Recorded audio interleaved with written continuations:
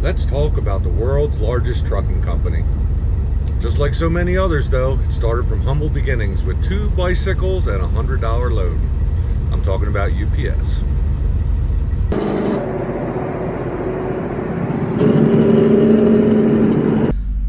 Alright, so a lot of people ask me to do this, just like so many other stories that I do. Pretty much everything I do is by recommendations of other people. And some people said, you know, does UPS fall in category as a trucking company? And obviously there's so much more than that, but they are considered the world's largest trucking company and actually the 3rd largest transportation company worldwide. And that includes all transportation. So, yep, it definitely falls in line. You know, they employ a lot of people. One of the top paying companies around. You know, they're Teamsters but let's see how it all got started. It was actually August 28th of 1907. Teenagers James E. Casey and Claude Ryan founded what was called the American Messenger Company in Seattle, Washington for $100. They had a $100 loan and 2 bicycles. The American Messenger Company originally focused primarily on package delivery to retail stores, but they did special delivery mail for their largest client, which was the U.S. Postal Service. In 1913, they bought their first motorized vehicle, which was a Model T. And at that point, they merged with competitor Evert, E-V-E-R-T, McCabe, and founded Merchants Parcel Delivery. So they changed it from American Messenger Company to Merchants Parcel Company. And this was actually, so before they had bikes, you know, they would pick up a package, deliver a package, pick up a package, deliver a package. This was when they decided to start consolidating by, you know, by neighborhoods in the Seattle area. So if they had 3 packages going to one neighborhood, that's how they would deliver it. Obviously makes a lot of sense, but you know, all these ideas had to be thought up.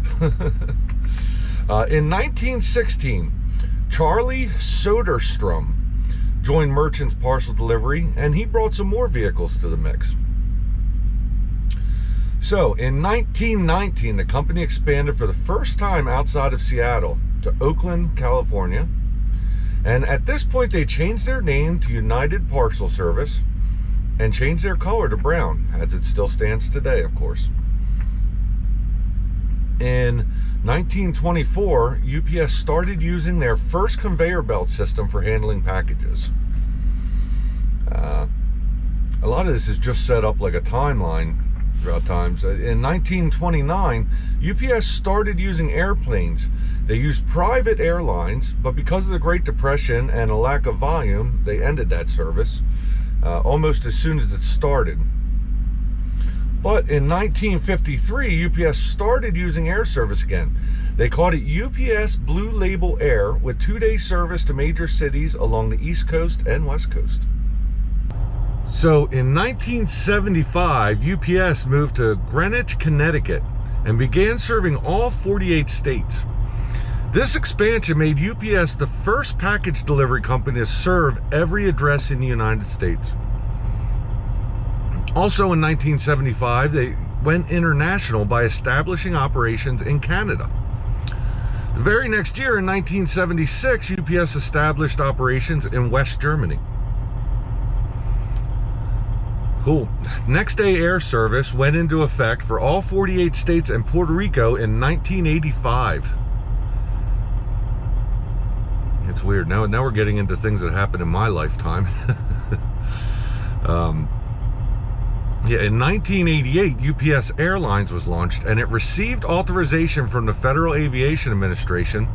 It actually became the fastest growing airline in the United States. That was kind of shocking to me that they didn't actually own, you know, their own airline until 1988. I didn't know that. I mean, I was 9 years old. Yeah, it just seems like it would have been a lot long ago.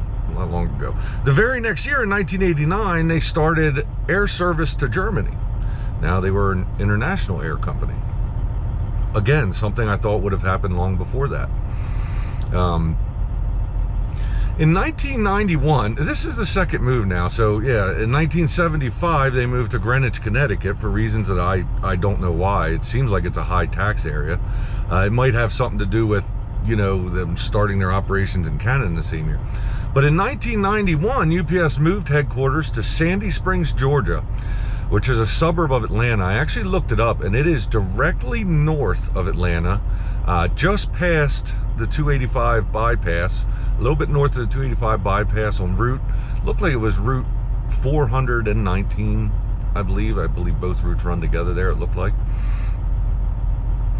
But in 1993, UPS was averaging 11.5 million packages a day by 1993.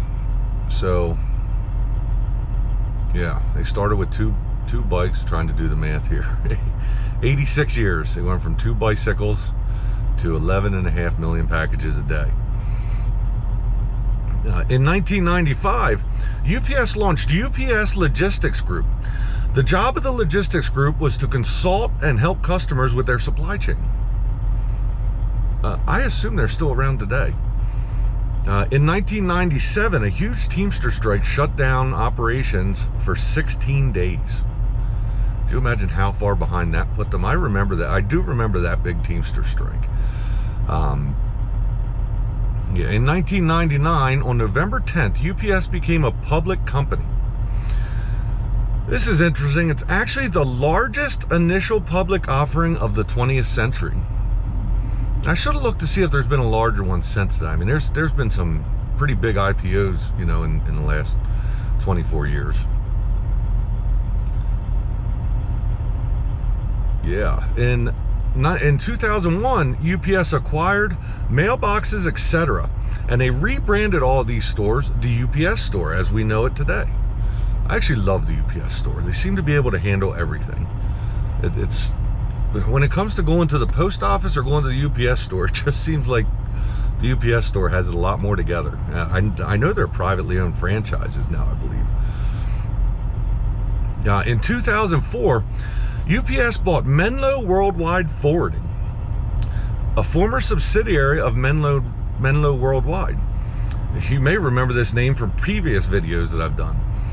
I believe it was, I have done so many videos, I'm pretty sure it was Consolidated Freight was involved in Menlo. They purchased it for a price of $150 million and also assumed $110 million of Menlo's debt. In August of 2005, UPS bought LTL company Overnight Transportation for $1.25 billion. I'm sure all you remember the overnight trucks. Some of you probably even worked for them. The company's name was then changed to UPS Freight. So another interesting acquisition in that year, same year, 2005, UPS also bought Lynx Express. Lynx like the animal, L-Y-N-X. And it's the largest independent parcel carrier in the United Kingdom. And they bought it for $97.1 million American. So yeah, fast forward some years, and in 2018, the Wall Street Journal reported that UPS operations were slowed down by its outdated 20th century technology. They went on to say that they were lagging behind their competitors. Who's their competitors? FedEx? They're certainly not lagging behind the Postal Service. By the way, FedEx is coming here, you know, at some point. I also know that story. And that's from not so much humble beginnings. In May of 2019, UPS launched a partnership with autonomous trucking company TuSimple. That's T-U Simple, all one word. To carry cargo across Phoenix, Arizona and Tucson, Arizona. So here's another pretty interesting thing. I thought Amazon was the first to do this, and maybe they were, but I thought Amazon was the only one to do it so far. But in October 2019, UPS won the approval of the Federal Aviation Administration to fly drones. This would allow UPS to deliver packages to people's houses with drones. I know they got it. I'm pretty sure Amazon got the same authorization, and just nothing's ever really happened with it. I'm not sure why, but I'm sure it's going to happen in the future. It seems like everybody was talking about it for a while, and then it just kind of died on the vine, but I'm sure we'll hear more about it. So in March of 2020, UPS got a new executive officer named Carol Tome, T-O-M-E, but it had an accent above it, so I assume that makes it Tome. And they also expanded their autonomous trips with TuSimple by adding a route between Phoenix and El Paso. So I'm with a lot of you guys. I'm pretty much anti-autonomous trucks, but that's just for reasons that I hate to see jobs going away because of them. In 2021, UPS announced it was selling UPS freight to LTL carrier TFI International. They are a Canadian transport company. They bought UPS freight for $800 million. UPS did this so they could focus on their small package delivery, basically the core of their business right from the start. So in April of 2021, the sale was complete and the company was renamed T-Force Freight. In 2021, the company focusing on smaller customers and smaller packages, and because of the pandemic, UPS reported a 21% jump in their fourth quarter sales to $24.9 billion. It was also reported that Amazon paid $11.3 billion in shipping to UPS, and it accounted for $11.3 billion in shipping, and it accounted for 13.3% of the company's revenue.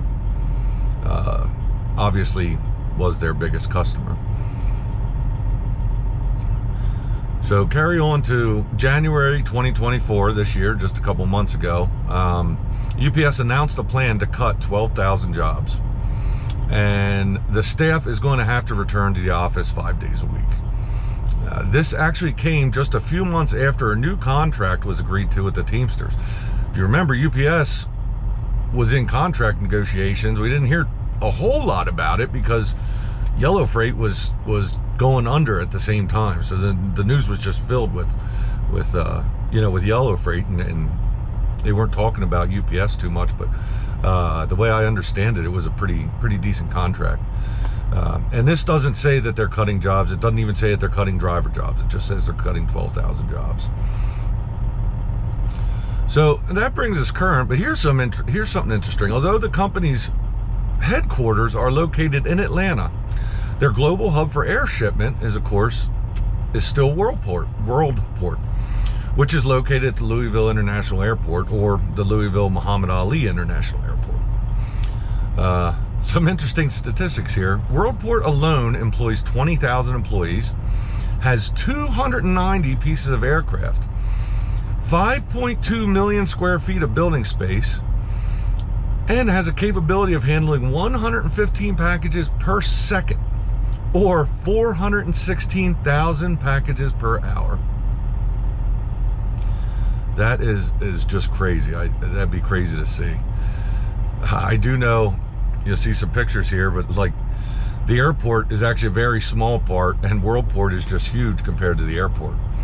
And it's just amazing. You know, in 1907, did James Casey and Claude Ryan think that this is what their 2-bicycle company and $100 loan would turn into? Maybe instead of a $100 loan, somebody should have invested in that company. But anyway, this was another fun story to do. Like I say, do UPS here in the near future. I'm going to do FedEx, and well, I have a lot of respect for the way UPS was started. I don't have as much respect for the way FedEx was started. Doesn't mean I, don't like FedEx as a company, but there were some real shady things about the way that company was started. We'll get into that on that video, and I hope you guys like this video, and if you do, if you're not already a subscriber, subscribe, and comment. I always say I read all the comments. I love reading the comments and interacting with everybody. And so other than that, I'll catch you guys on the next one.